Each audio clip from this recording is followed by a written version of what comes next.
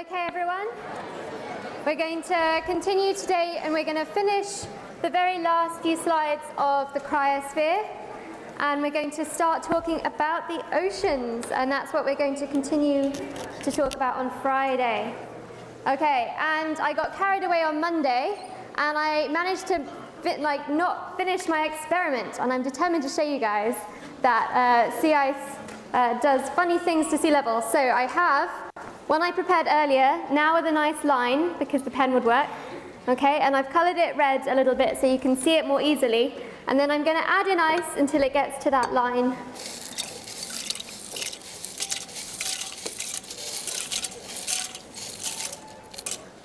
Okay, so you can see that now my water and my ice is at that black line, and what we're going to do is we're going to come back at the end and see if it's changed. And you probably have a sense or not of whether that's going to happen. Okay, so I'm going to remember to do that, and if I don't, someone yell at me. Okay, so we're going to talk a lot today about the oceans, and really the little bit of the cryosphere that we have to cover leads into one of our biggest concerns about the oceans in the next few centuries, well, certainly the next 100 years, but even longer, which is sea level rise. And this is something that if you haven't heard of, it is an important point. And really, why are we interested in the oceans? Because they make up most of the Earth's surface. They are enormous. They have very important implications. And I love this Arthur C. Clarke quote here, which is how inappropriate to call this planet Earth when it is clearly ocean. Okay, so I love that little quote. But some bad news, okay? It's that time again. It's gone past quickly. But midterm 2 is going to be a week today, okay? And it's going to cover lectures 10 to 18, so it will include Friday's lecture, and Monday is a holiday, remember, if you didn't remember. So have a look through those atmosphere and hydrosphere lectures. Also on my study guide, I have a few things that I do expect you to remember from the first little section, which is just really basic things like energy comes from the sun and conduction versus convection. So those things aren't too challenging to remember. No more sort of pointing out different boundaries, okay? There'll be assigned seating. I have a list of the left-handed people from last time. If you didn't manage to email me last time to ask for a left-handed seat, please do this time round. You'll need exactly the same things. You won't need calculators. The Scantron form, the red 2881, and then you'll have a part B, which you'll fill in on the paper. And please do remember your student photo ID. The study guide's already available on the website. In the next couple of days, I'll upload some practice questions for part B, along with the answers, okay? So try and have a go at the questions first, and then you can check your answers versus mine and see if you're following along, okay? And I'll be in my office on Wednesday morning from 9:30 to 11:30. If you have any last-minute questions, I'd be happy to go over those. So it'll be very much the same as the last time. And we do have a review session, so Starrell and Alicia will be doing this review session. And unfortunately, Tuesdays are really busy days. I didn't want to set it on Friday because no one's really studied yet. I know that. And so Tuesday, the only time we could get a room was from 7 till 8 p.m. And I know that's really late, so I'm very sorry about that. But it's better than nothing, okay? So bring along your questions, and it will be in the same room it was before in HIB 100 along the road. Yeah? Yep. Thank you. I forgot to put that on, but you're allowed to bring one double-sided index card, just like last time, so you can bring notes with you. Good question. I'll update that on my slide. Any questions about midterm 2? No? Apart from what will be on it, I'm not going to answer that. Okay, so for those of you who are going on Thursday, did anyone not manage to get a seat who wanted to go? Oh, really? A few of you. Okay. I have a copy of the DVD. Perhaps you guys could watch it in groups or something if you are still keen to do so. It is also available online, so you might be able to find it online. Let me know if you've had problems with that. Okay, so I do want to mention the deadline for this, though, which is November 27th. That'll give me a chance to grade it over Thanksgiving weekend, okay? So if you're going to attend, really, if you're going to be writing reflections on it, you want to be doing it relatively soon afterwards anyway. So please have that in the Dropbox or email to me by November the 27th. Okay. So, does sea ice melting we're doing our little example here, okay? And I remembered I looked it up last Monday when I asked this question. 70% of people said yes, 30% of people said no, okay? So I'm actually going to ask you this question at the end when you can actually see what's happened, okay? So let's move swiftly on to glacier types. So we talked about the smaller versions that we get on land. We talked about little cirque glaciers, valley glaciers, the fjord glaciers where they meet the ocean, and ice caps, which are these larger areas of ice. But really, by far the most ice on the planet is in Greenland and Antarctica, are big ice sheets, okay? And associated with the ice around Antarctica specifically, we have what we call ice shelves. And ice shelves are floating areas of ice again, so they're floating on the ocean, although they originally formed on land, so they're different from sea ice. Sea ice is what happens when you cool down seawater enough and it just freezes along the top. Ice shelves are when big areas of ice spill off onto the ocean and extend outwards, okay? And those little colorful areas represent ice shelves, okay? And you can see that we have Larsen C, and we used to have Larsen A and Larsen B, but we've lost those. And there is concern that these ice shelves breaking apart is sort of an early sign that the edges of the continent especially are warming, and so the floating ice doesn't necessarily contribute to sea level, but those ice shelves act to hold back the ice trying to come off the land.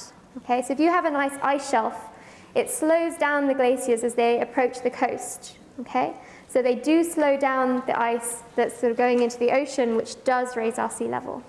Okay, and our ice sheets can be 3 kilometers thick.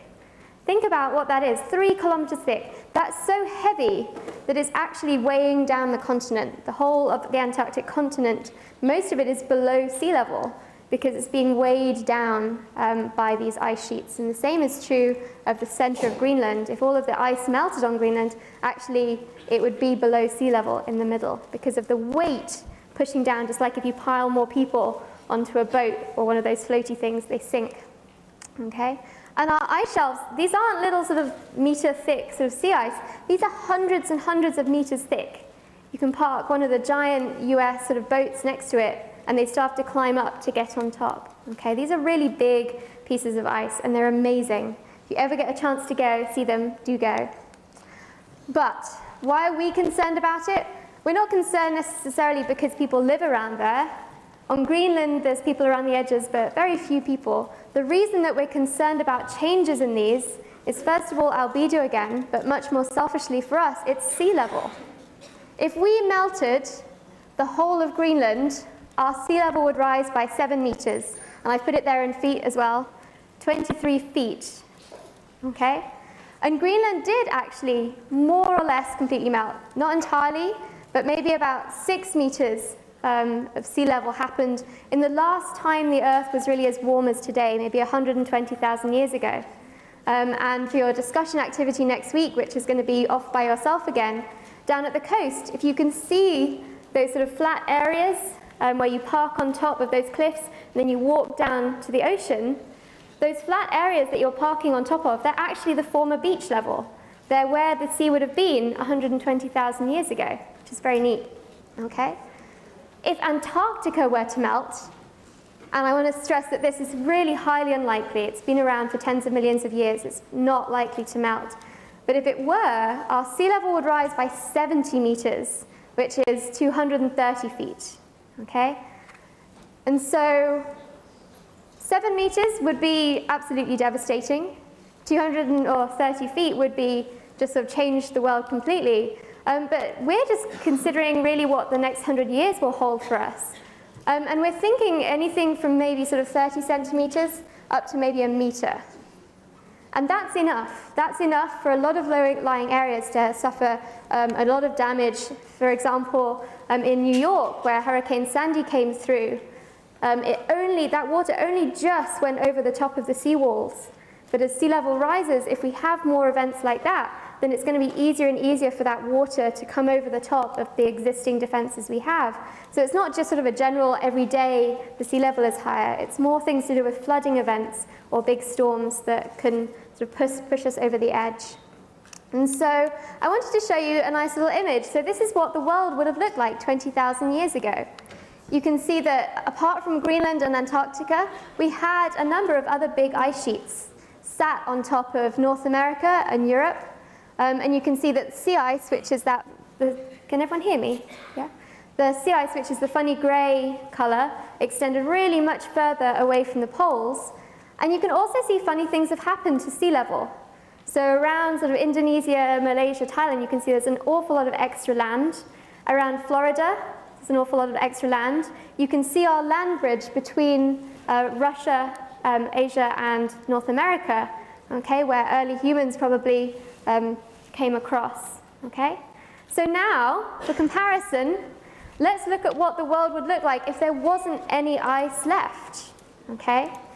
So this is what America would look like. So here's the existing coastline, okay?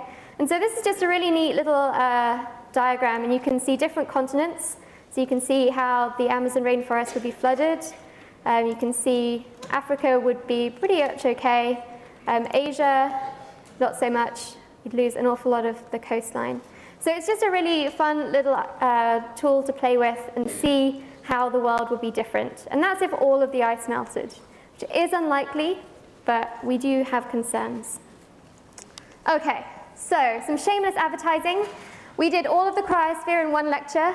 I'm going to spend 10 weeks on it next quarter, and also in spring. It's my favorite class. There's lots of really interesting things happening with the cryosphere. So if you're interested in the cryosphere, it fulfills the 2 and the 5A like this one, or 2 and 8. And some more shameless advertising. I'm also going to be teaching oceanography next quarter, which is what we're going to be doing the rest of Wednesday and Friday in 2 lectures, and then we're going to spend 10 weeks on it next quarter. Okay, so if it sort of piques your interest, then do sign up. I'd love to have you in the class again. Okay, so let's move on to oceans. Why are oceans important? Okay, well, they're 70% of our Earth's surface, but more than that, they are amazingly good at doing things like storing heat. So we know that near the coast, we tend to have a more moderate climate, perhaps, than inland, and that's because these coastal, or the ocean has a nice moderating effect on our climate. But just in general, they store a lot of heat, and that movement of heat around the Earth sort of evens out the differences in temperature that we have due to different amounts of heating at the equator versus the pole. So just like the atmosphere moves because there's unequal heating, the oceans also move and transport heat around to try and sort of even out that difference in heat. It's the source of most of our precipitation, okay? Water evaporating from this enormous area goes into the atmosphere, and we know that we get much more precipitation at the coastline than we do in the interior. It's the source of a lot of our precipitation. They also store enormous amounts of carbon. So in terms of the extra carbon that we've put into the atmosphere in the last 100 years or so, at least half of it probably has gone into the oceans. And that's a really good thing for us, because if all of that extra carbon dioxide was in the atmosphere, we'd see much more rapid warming and much more dramatic warming than we've seen so far. But we can't keep putting that CO2 in the ocean forever, and so we are concerned about how much longer the oceans are going to continue to absorb that CO2. And also just for life, a lot of our biodiversity is in the oceans. I remember I caught you out with that question in the very first lecture, where is most of the oxygen that exists in our atmosphere produced? And it's by ocean biosphere. It's all the little single-celled, unexciting organisms in the surface ocean. Everyone cares about whales. No one really cares about the little stuff. But that little stuff is really important for the Earth system, okay? So all of these reasons why we care about the oceans. And as a reminder, 97% of the water on Earth is salty water. It's in our oceans. And that may well change. It changed in the past because we had more ice. Will change in the future because we might have a little bit less ice. But today, at least, it's 97%. Okay. So I know how much you guys all love geography. I could tell from the map question in the last one. So here's a challenge. There are 5 world oceans. You live on one of them, so you really should know which one that you live next to. So which ocean do we live on the coast of? The Pacific. Okay, good. We're one down. So this is the Pacific over here. It's the really enormous one, really, really huge. What's this next one? The Atlantic. Okay, good. And I will expect you to know those in exams, okay? I'm sympathetic for not knowing where different states are, perhaps, but you definitely should know where the oceans are. Can anyone name any of the other ones? Indian, absolutely. We have the Indian Ocean. It's important for our monsoons. What else? Arctic. Arctic, absolutely. And one more. I think I heard it somewhere. If you're is anyone a sailor? Where do you not want to be? The Southern Ocean, okay? So here's our ocean. So the Pacific, with over 50% of the seawater is in the Pacific. It's huge. We have the Atlantic, the Indian. We have the Arctic Ocean, which is mostly under ice for now at least, but we can see that that's changing at least in the summers. And then we have the Southern Ocean, which is a really unpleasant place to sail if you've ever been down there. Okay. So, as a reminder, because we've done this already, but where did our oceans come from? Remember, when you look at your glass of water, maybe half of that water came from degassing of the Earth. It came out of volcanoes early in Earth's history, and sort of continuously still, it's ever so slightly adding water vapor each year. And the other half probably came from comets colliding with the Earth very early in Earth's history. Okay? So that's the origin of our water. And we haven't always had oceans on Earth. The Earth had to cool down enough in order to get this sort of water coming out of the atmosphere and forming our oceans. So the age of our oceans is slightly younger than the Earth. It's only probably about 4 billion years. And our volume is steadily increasing because we still have volcanic activity each year. But we're adding just a fractional amount. It's really tiny. You can more or less think of it as constant. And today we have 1.35 billion kilometers cubed. And I don't know about you, but that's just a number to me. I can't possibly imagine something so big. Okay, so thinking back, if I was to take a cross-section across the oceans, so across the Pacific, across the Atlantic, from east to west, and then downwards is increasing depth, what would the shape of our oceans be?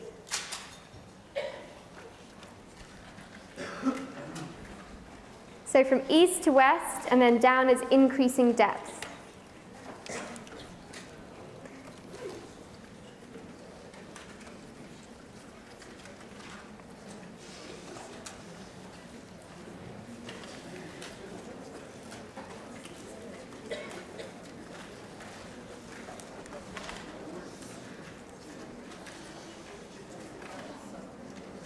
Okay, a few more seconds. Okay, let's take a look.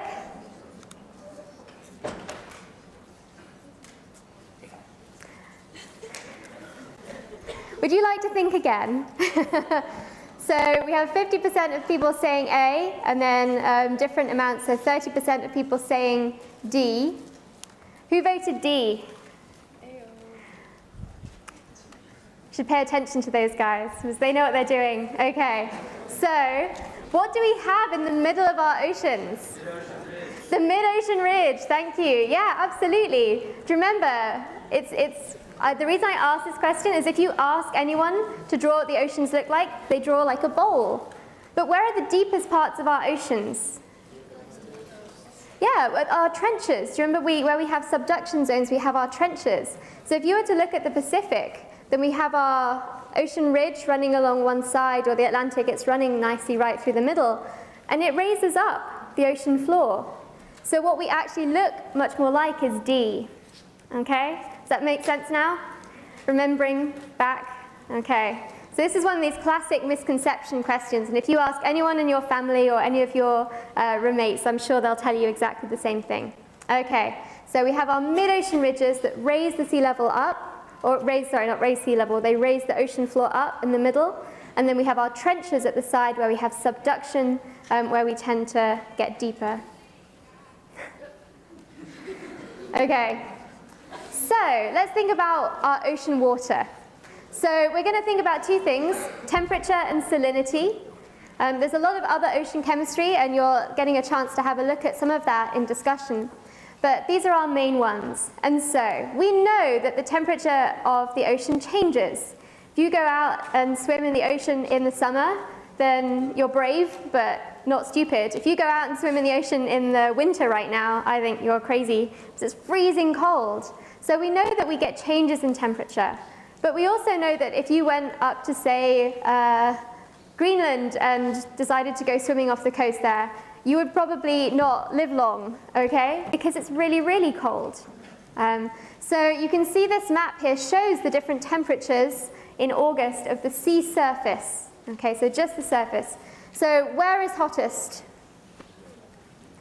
The equator. Why is it hottest at the equator?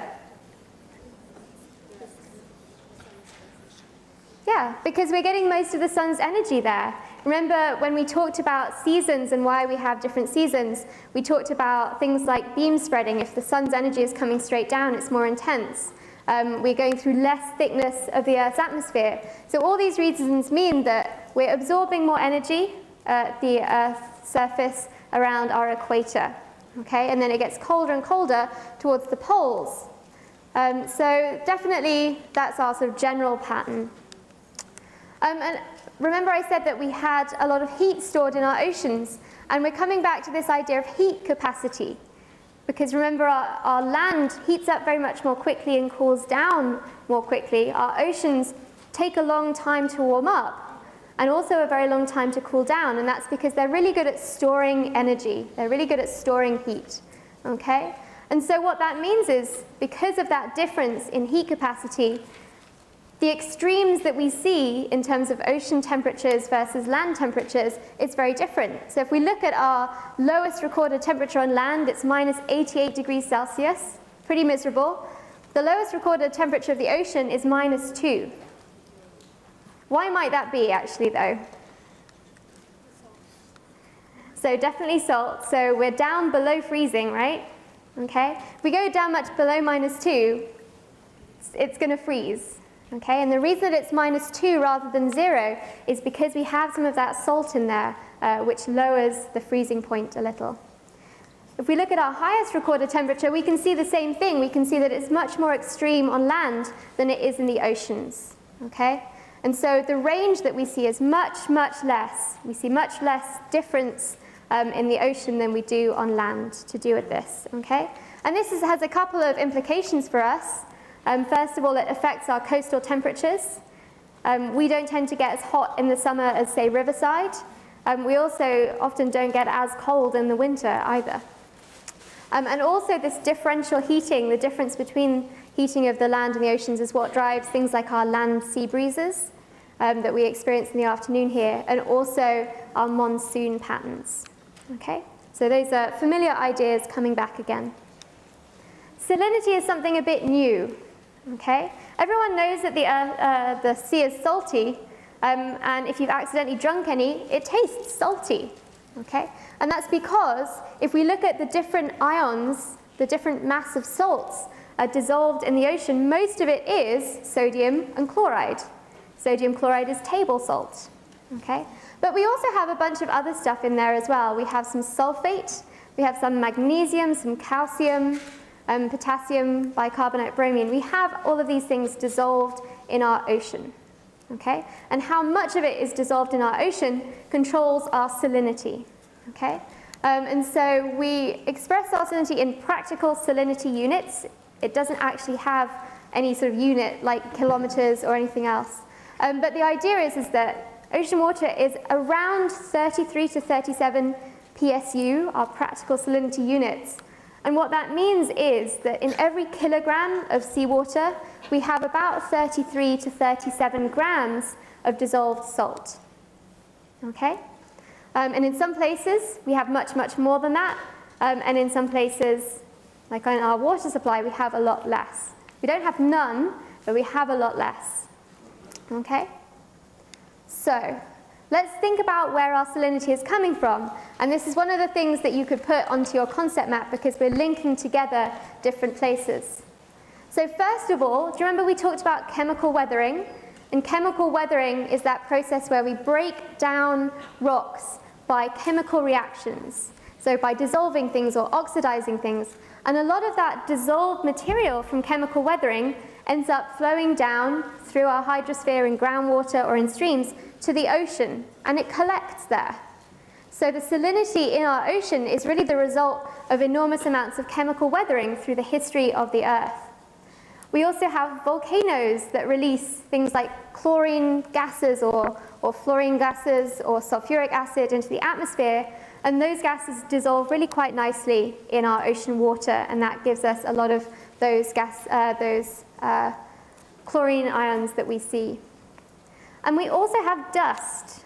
Dust is really important for the oceans. It often brings in nutrients to areas that otherwise wouldn't have them. And at the same time that dust lands on the surface, some of it doesn't dissolve. Some of it just sinks through the ocean.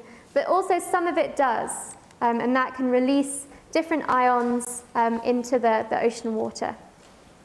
At the base, we have a reaction. So where our mid-ocean ridges are, do you remember I talked about this sort of heat flow, and we have our sort of black smoke or our hydrothermal vents, where we have really interesting life happening. And really what's happening is water is sinking into the ocean crust there. It's getting heated up. And it really exchanges a lot of ions at that point. It exchanges things like magnesium and calcium. And then it comes back up again. And it's nice and hot, and it has high mineral content. So these are really our sources of salinity. But we also have sinks. We also have things leaving the ocean. Otherwise, we just get saltier and saltier and saltier, and it wouldn't be a particularly good place for life. So ways that we can remove some of that salinity, some of those ions, are first of all by plants and animals, which absorb either nutrients, which gets incorporated into organic matter, or also we think of calcium carbonate shells. Those things are precipitated from seawater, maybe actively by the organism, but it's taking the calcium, it's taking the carbonate that's dissolved in seawater and forming shells from that. And if they build up at the bottom of the ocean, then we're removing it from the system. Also, as precipitation of minerals, we know that if it gets too salty, we start actually precipitating out things like halite or gypsum, those evaporite minerals, those chemical sediments that we talked about, as well as things like limestone, where we're already supersaturated. And then also by absorption onto different mineral surfaces. Don't worry too much about that one. But we have this balance, okay? And it's difficult for us to change the salinity of the whole ocean very quickly, but over millions of years, we do see shifts in salinity. And on shorter timescales, things like building big ice sheets, where we take a lot of fresh water and put it on land, will leave behind the ions in the ocean and make the sea saltier. Okay.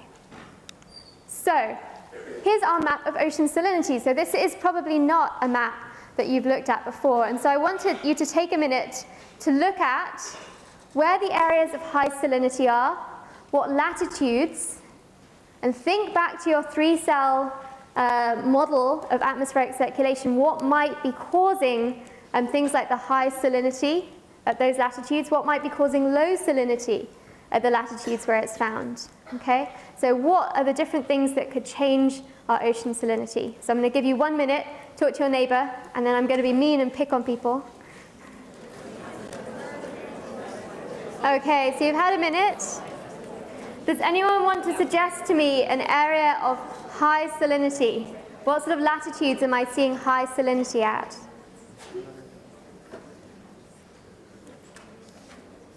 It's the easy question. Come on.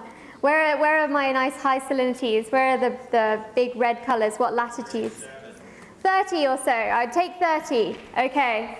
So yeah, you can see that at least in the northern hemisphere at this time, 30 degrees north. What do we have at about 30 degrees in our sort of 3-cell conceptual model, which might explain why we have higher salinity? Deserts? We have deserts, absolutely, okay? So at this place, we don't really have clouds, we don't really have rainfall. We're going to have lovely clear skies, we're going to have evaporation, and if we have evaporation, we have fresh water leaving, and we've got saltier water left behind. Okay? So, what about at the equator? What do we see at the equator? Do we see high or low salinity? It tends to be a little bit higher, perhaps because it's warmer and there's sort of more evaporation. But at the same time, it's not quite as high as either side. And that's because at that point we have air rising and we have rainfall going on. So definitely it's still high because we have lots of evaporation, but we don't have as much evaporation, and so we don't get as much salinity. Okay, where else is our really low salinity water?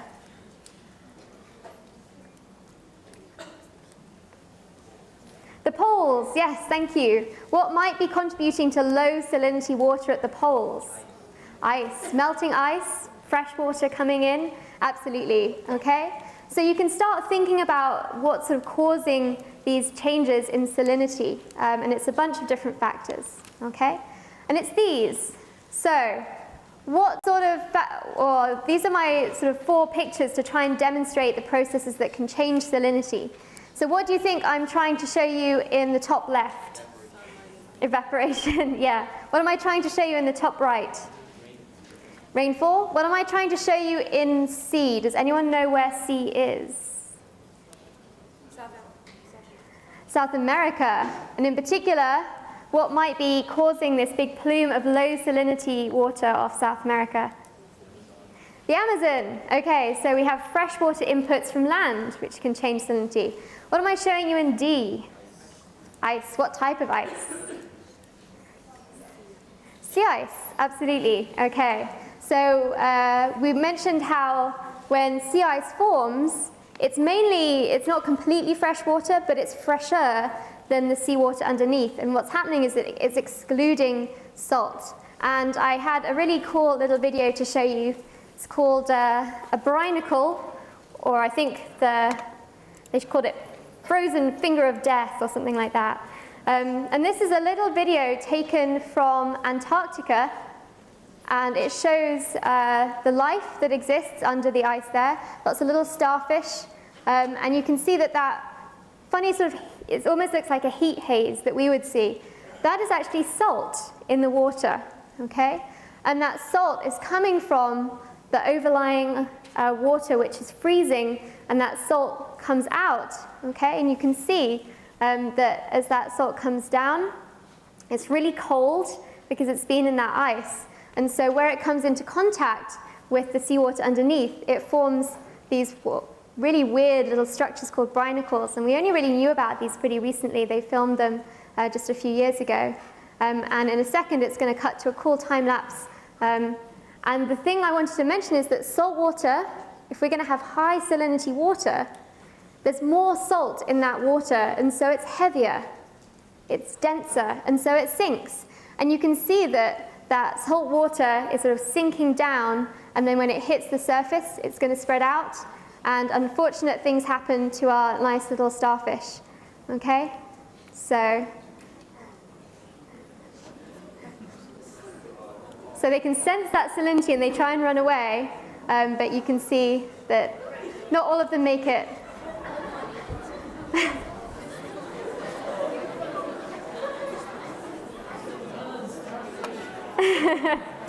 So there you go, icy finger of death.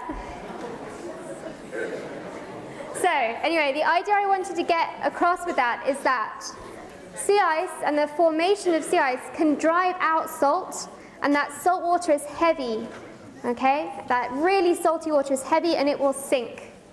And that's going to be really important on Friday when we talk about ocean circulation. So things like forming sea ice can increase salinity of the water underneath. And then melting land ice can also change salinity.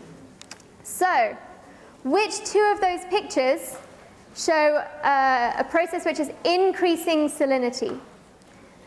So, in my picture in D, this image is showing you sea ice forming, okay? So which 2 processes show you increasing salinity?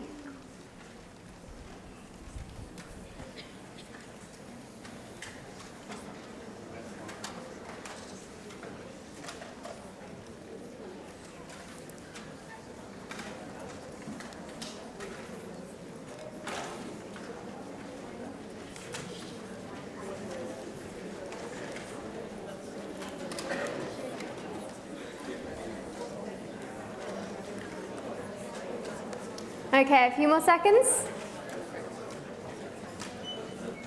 Okay. So most people said C, A, and D, and you would be right. Okay. So evaporation leaves behind saltier water, and the formation of this fresh sea ice level leaves behind. The other two, we're adding fresh water back in. We're going to dilute some of that salinity. Okay. So here's a little summary of that, and you can read through that at your own leisure, and we've already talked about this a whole bunch. Okay. So I wanted to talk about vertical stratification, which is a really fancy way of saying that we see different layers in the ocean. Okay, stratification. And this results from density changes. So hot fresh water is the least dense, whereas cold and salty water is the most dense. Okay? And so what do you think would happen if I tried to pour really dense honey on top of nice tap water? Would I end up with a layer of honey above the tap water? What would I end up with? Yeah, absolutely. So what we end up with is the densest stuff at the bottom. Okay? And that's just the way it is. So what would you predict about conditions at the very bottom of the ocean? Okay? So what do you think the characteristics of water that you sort of pulled up from really, really deep down in the ocean, what would it be like?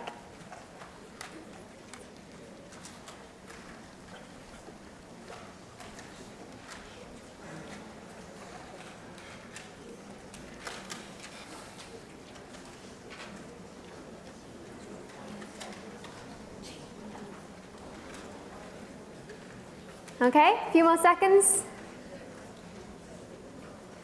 Okay. Great, you got it. Okay? So the coldest and saltiest water, just like we saw with that water coming out of the sea ice, it was denser, it was heavier, and so it sank. And it's the same way with oceans today. We have a big pile of water, and not all of that water has exactly the same characteristics. What we end up with is the water at the base being colder and saltier and so denser than what we have at the surface. Okay, and we can draw that as graphs, and people get terrified of these graphs, and I promise you they're not complicated. So what this shows you is increasing depth. Okay, so 0 is the surface, and 4,000 meters is sort of deep ocean. And you've just told me, you've just sort of shown me that you understand that the most dense stuff is at the bottom. And the most dense water has sort of really low temperatures and really high salinity. So if we look at temperature, most of the water in the oceans is pretty low temperature. Most of it is sort of below 2 or 3 degrees Celsius. It's really cold. Okay? And you can also see that as we get deeper, the water gets saltier. Okay? So it makes sense. That's what we've just talked about. And so it makes sense that the water at the top tends to be warmer, which makes sense because it's getting all that energy from the sun, which is warming it up anyway. It also tends to be fresher because we have things like freshwater inputs from land or from precipitation, things like that as well. Okay?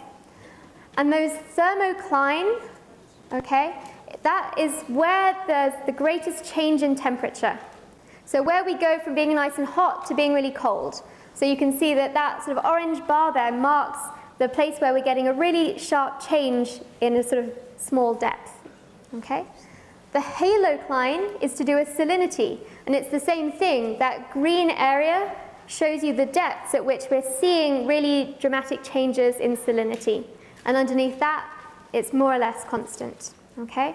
So most of the water in our oceans is salty and it's cold and it's sitting deep down. So let's talk about life. And I'm afraid I'm not going to talk about whales or anything else because they're a tiny, tiny, tiny fraction of life on Earth. What we're actually more interested in is that microscopic stuff that no one really sort of thinks about, but without it, the Earth system wouldn't function. Okay? So what we call these tiny floating organisms is plankton. So whales eat plankton, but those tiny things are plankton. And some plankton sort of floating around in our water column float really close to the top of our water, and they photosynthesize. Okay? And hopefully this isn't news to anyone, but this is the process of photosynthesis where we take carbon dioxide and water and some nutrients. We need some extra stuff in there as well.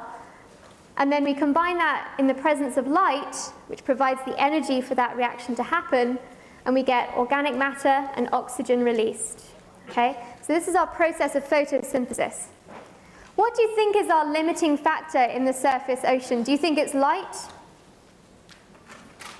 Hopefully not in the surface ocean. Do you think it's water? Is water going to be a limiting factor in the ocean? No? CO2 usually isn't a limiting factor. So what have we got left? What might be our limiting factor? Nutrients. And this is why quite large areas of the Pacific, we have all of these other things, but there's really no nutrients. And so that's why I said dust was important, because if you can bring in dust, we're bringing in nutrients. Okay? So we've made our organic matter and our oxygen. What happens to that organic matter? Okay? Oh, sorry, one more thing before we move on, is that we don't just make organic matter, we can also make shells. So we make these things, which are calcium carbonate, foraminifera. It's a great word. It's what I did some research on when I was a grad student. We also have things like diatoms, which are made of silica, and they're really beautiful. I mostly wanted to show you them because they're beautiful. Okay? But we get these sort of shells being made in the surface ocean too. But these things will sink. Okay? And only about 0.1% of the material that we produce in the surface ocean actually ends up being sediment and getting buried on the ocean floor. What actually happens is that on the way down, we see the reverse reaction going on. Okay? Other creatures intercept this stuff, or we just get dissolution of things like the shells, and we see this reaction in reverse. We take oxygen and our organic matter, and things aspire it. They eat it or whatever else, and so what we get back is CO2, H2O, and nutrients. So that's how we produce our energy. We take organic matter and we breathe out CO2 and we produce water vapor. Okay? So really only a tiny fraction of that sort of stuff that's produced in the surface ocean gets buried. The rest of it just gets recycled. And so what happens is that in certain places, we get water from the deep ocean coming back up to the surface. And that water in the deep ocean has been down there a while. It's had lots of time to collect lots of these nice nutrients, which the surface ocean doesn't really have. And so where we get upwelling, we get nutrients being brought back up to the surface, and we get lots of life. It's one of the reasons why California has such amazing ocean life along the coast, because we have upwelling, which we'll talk about on Friday. Okay? And so you can see this is showing productivity. It's a sort of satellite measurement of how much chlorophyll you get in the water. And you can see that where we get high productivity is near the coasts, where we have lots of nutrients coming down. So we have weathering and rivers flowing out and introducing nutrients to the water. At that point, we also tend to have upwelling next to continents. But you can see that there's big areas, say in the middle of the Pacific, where we have light, we have CO2, we have water vapor, but we just don't have much life. And that's because we just don't have those nutrients. Okay? And if we look at the ocean floor, then we see that what we get on the ocean floor is really a reflection of what we have in the surface. If we really don't have any life happening in the ocean surface, then what we get on the ocean floor is basically just clays. It's like boring bits of mud. Okay? But where we have lots of productivity happening in the surface ocean, where we have foraminifera producing lovely calcium carbonate shells or diatoms producing silica, if we look underneath those zones, that's what we tend to see. And it's not a perfect relationship, but there is a correlation there. Okay? And I have one last thing to say, which is, who in this room has heard of ocean acidification? Not enough. Okay. The reason that we're concerned about the oceans in particular is that as carbon dioxide levels go up in the atmosphere, some of that carbon is being locked away in the oceans, but that process, the CO2 plus the H2O, makes bicarbonate, which is HCO3, but also produces hydrogen ions. And those hydrogen ions cause decreased acidity. They cause more acidity, so decreased pH. And that can make it very difficult for things like coral reefs and mollusks to survive. And we're already starting to see the impact, for example, the shellfish industry off the coast of Washington is already seeing the impact of that. So one last thing. Okay. Most of my ice has disappeared. Have we seen sea level rise?